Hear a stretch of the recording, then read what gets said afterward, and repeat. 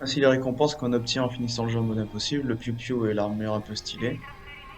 Donc dans cette vidéo, je vais montrer en fond deux boss fights, le Léviathan au milieu du jeu et le boss final. Entre deux, je montrerai un peu des situations avec les armes. Donc je vais expliquer comment s'organiser pour battre le jeu en mode impossible qui consiste à le faire en mode difficile sans mourir. Donc déjà, très important, moi je prends que 4 armes. Parce qu'en fait dans ce jeu, toutes les armes que vous avez dans votre inventaire, et il me semble pas retrouver moyen de foutre dans le stockage les armes. Donc vous êtes bloqué avec celles que vous avez ramassées. Vous récupérez des munitions sur les ennemis, que des armes que vous avez. Il y a quelques exceptions, par exemple dans la salle où vous ramassez le méga PK par exemple, là vous allez avoir des boucles de méga PK. Et je crois la seule autre exception c'est avec les récompenses du Z-Ball, un mode défi du jeu, pour ceux qui connaissent. Sinon, vous allez uniquement looter des munitions, des armes que vous avez dans votre inventaire. Donc moi j'ai joué cutter plasma, trancheur, lance-flamme et découpeur. Alors pour plein de raisons. Le cutter, je pense pas que ce soit la meilleure arme du jeu. Par contre, c'est une très bonne arme et très polyvalente. C'est pour ça que je joue cutter plasma. Le trancheur est, je pense, la plus forte arme du jeu, on va dire sur les ennemis de base. Mais le problème, c'est que je trouve que bah, ça ralentit pas les ennemis pour démembrer. Après, les munitions, moi je galère un peu plus à les looter. Alors, est-ce que c'est parce que je me focalisais plus sur le cutter? Enfin, bref. Donc voilà. J'ai joué le trancheur parce que je sais qu'il est fort. Le découpeur, en gros, la vraie raison pour laquelle je le joue, c'est parce que c'est une arme qui passe pas beaucoup de mun. Et de temps en temps, quand j'étais en galère de mun, surtout au début du jeu, bah, je sortais la découpeuse pour économiser des mun. Souvent, je me faisais un peu taper par les ennemis parce que c'est pas l'arme la plus pratique pour pas se faire vite. Et, et voilà. Et je la joue aussi parce que les brutes, les gros boss ennemis là, je sais pas si vous voyez, bah de toute façon si vous voyez pas, vous tapez brut sur Dead Place. Voilà. Je les spam à la stase et je leur mets dans le bac et je les spam à la découpeuse pour pas trop passer de munitions. Donc c'est pas la méthode la plus rapide, mais au moins ça permet de passer pas beaucoup de munitions sur ces boss. 4-5 disques de découpeuse, on n'en parle plus. Donc sur le setup d'armes, faites le vôtre en fonction des situations. Moi, le lance-flamme aussi, c'est parce que c'est pas mal pour les ennemis au mur. Ceux qui ont des petites tentacules là, je leur mets un coup de tir alternatif, voire deux, et on n'en parle plus. C'est bien aussi pour les ennemis, je mettrai un clip qui pop des petits ennemis. C'est super chiant là, les petits nécromorphes rampants là. Moi, je les déteste. Du coup, je fais un tir alternatif sur eux, c'est ceux qui ont un gros bide jaune. Après, bon, pour le run en mode impossible, déjà, je vais commencer par la grosse erreur que j'ai fait pour ce run. C'est que j'ai pas fait de sauvegarde pour les boss fights. Sur une partie en facile, pas une partie en facile. Quand vous commencez le jeu, vous faites forcément une ou deux parties en facile ou en moyen, pour découvrir et tout. Et ben j'aurais dû faire des stacks de sauvegarde de boss fight pour répéter les boss fights encore et encore et encore et encore pour connaître les mécaniques. Parce que comme vous pouvez voir, j'ai failli crever au boss fight du Léviathan. C'était un peu chaud. Et c'est vraiment les endroits où c'est plus dur de maîtriser, je trouve. Donc avoir un max de connaissances et arriver bien sûr armé. C'est-à-dire avec beaucoup de munitions, des kits de soins, etc. Je crois que le Léviathan, j'avais même pas de kit de soins en backpack, mais j'avais full mun, donc j'avais la confiance. Ça a failli me coûter cher d'ailleurs. Donc là, comme vous pouvez voir, je peux montrer des petits clips pour les armes que je disais dans des situations différentes. Notamment le trancheur est bien sur les ennemis qui ont 3 tentacules, des coupeurs sur la brute. Bon, comme vous pouvez voir, le découpeur c'est pas très efficace sur la brute, mais au moins ça permet de pas passer beaucoup de mine sur lui.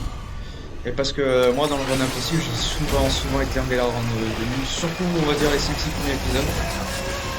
Après ça allait mieux, j'ai envie de dire du 6 au 10-11. Et après vers la fin ça recommence à être galère, mais dès que j'ai chopé le trésor Peg au chapitre 11, c'est une petite récompense secrète à trouver, c'est d'ailleurs un succès pour ça, ça vous donne 30 000. Enfin, vous la vendez, ça vous coûte 30 000. Et là, ça a permis de me remettre bien pour acheter des munes, etc. À partir de ce moment-là, c'était mieux. Isaac, pitié. Donc là, le boss fight en impossible. D'ailleurs, je pense que le boss final est peut-être moins dur que Léviathan. Après, c'est peut-être parce que j'ai eu plus de mal, je sais pas. D'ailleurs, en parlant d'avoir du mal, j'ai un gros problème contre les boss, c'est que ma visée est assez horrible. Je sais pas pourquoi, parce que sur les, on va dire pendant le jeu, j'ai pas trop de problèmes sur tirer sur les ennemis et tout. Mais les boss fight, j'ai énormément de mal à avoir une bonne visée. Alors, je sais pas si c'est moi qui suis pas à l'aise ou si c'est le jeu. Pareil pour les parties sans gravité, j'ai vraiment un shoot en état d'ivresse, on va dire.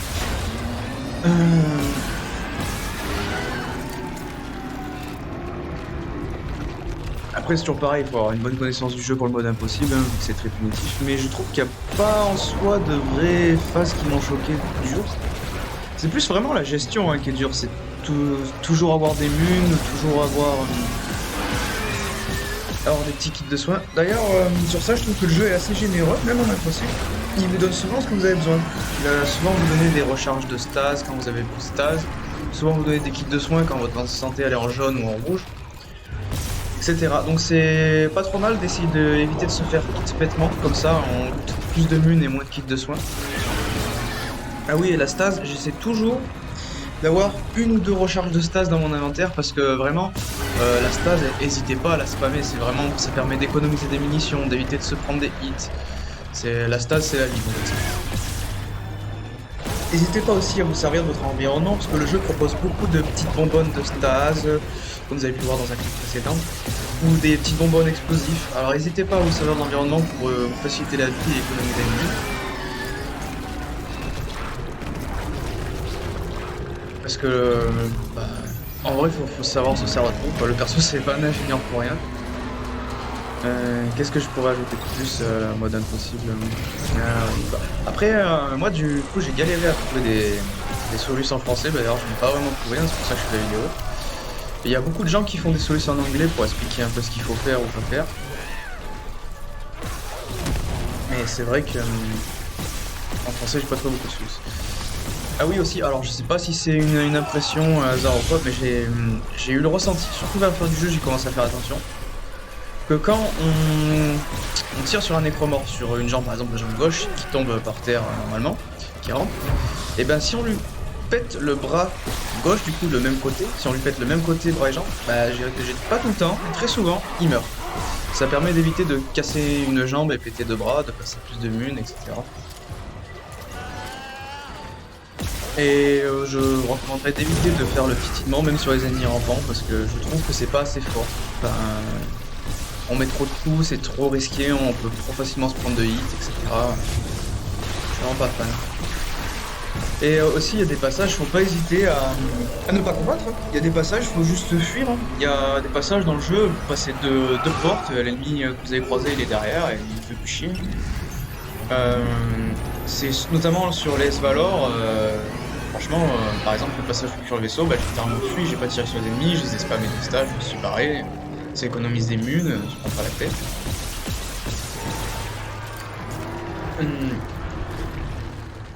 Surtout, par exemple, les passages avec le chasseur, c'est beaucoup de la fuite. Enfin, le chasseur, c'est le monstre invincible, pas invincible, presque invincible, on va dire. Donc, vu qu'il se régénère à chaque fois que vous le découpez, c'est chiant. Donc du coup, souvent moi je le stasais juste pour pas qu'il me fasse chier dans les phases où il était là, je le stasais, je me barrais, j'imitais les combats. Comme ça j'étais tranquille. Après vous pouvez voir que je maîtrise pas trop le trancheur, j'ai testé d'économiser des munes de Peter Plasma à la fin avec le trancheur sur le boss, c'était pas une bonne idée. Je trouve que par exemple le boss final, j'ai très mal commencé le combat mais je me suis bien rattrapé. Alors que le Léviathan ça a été plutôt tricky. Mais ouais, j'ai l'impression que le jeu est quand même assez bien codé, je veux dire, tant que vous êtes en mouvement, ça esquive les tentacules, etc. Donc je trouve que, par exemple, les phases en gravité, le jeu a une petite latence pour répondre sur les déplacements, donc faut vraiment anticiper tous les déplacements de gravité.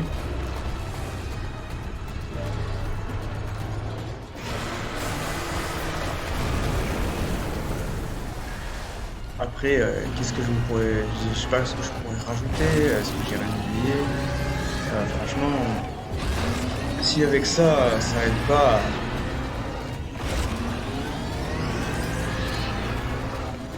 Il y a toujours se remettre en question parce que on n'est jamais à l'abri d'une galère, hein, on en a dit. Ah oui, par ailleurs, le jeu est bourré d'événements aléatoires. Enfin, d'événements aléatoires. En gros, quand vous naviguez dans le vaisseau est littéralement vivant en fait. Enfin, je sais pas comment expliquer. Vous pouvez passer une porte, des ennemis vont spawn. Vous repassez la même porte dans une autre sauvegarde par exemple. Ben, les ennemis spawnent pas. C'est vraiment aléatoire les spawns des ennemis. Comme les spawns des cadavres. Les cadavres qui se relèvent, ben, c'est aléatoire. Il n'y a pas de science exacte. D'ailleurs, le vaisseau est vivant, ça me fait penser que c'est un jeu. Enfin, faut jouer au casque pour deux raisons. Alors, déjà, en mode impossible, ça va être beaucoup au casque pour localiser les ennemis. Encore une fois, surtout sur les phases en gravité, pour moi en tout cas. Les phases où j'ai le plus de mal. C'était les boss fights, bien sûr. Et l'autre raison, c'est que. Putain, mais il est génial ce jeu au casque, c'est vraiment. Je sais pas comment expliquer. C'est une expérience inoubliable de jouer à Dead Space avec un casque, surtout tard le soir. C'est vraiment l'apogée du survival horror d'y jouer comme ça.